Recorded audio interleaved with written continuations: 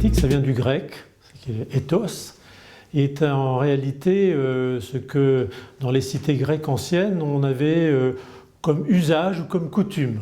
Donc il n'y avait pas de valeur morale dans cette appréciation au départ. Les valeurs morales du bien et du mal en fait sont relativement récentes. Et donc évidemment il y a une inflexion, une importance de la culture et des pratiques qui dépendent des régions, des communautés. Et y compris en Europe, on a des points de vue très différents.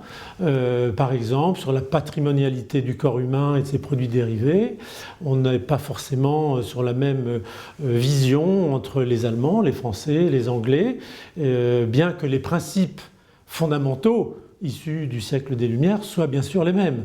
Mais après, lorsqu'on rentre dans le détail de la pratique de la recherche clinique, évidemment, on doit discuter entre collègues.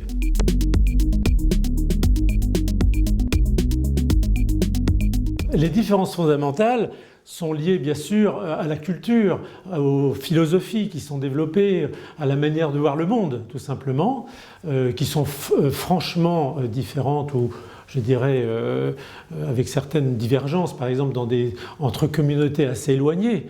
Évidemment, un peuple issu d'une culture asiatique n'aura pas forcément une même vision qu'en Europe, qui est remplie d'une mixité de cultures issues des religions diverses qui ont traversé ce continent.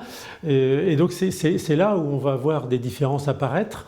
En restant bien sûr toujours, j'insiste beaucoup sur le côté démocratique évidemment, c'est-à-dire où le peuple peut s'exprimer dans son éthique, dans sa morale, dans son bien et son mal.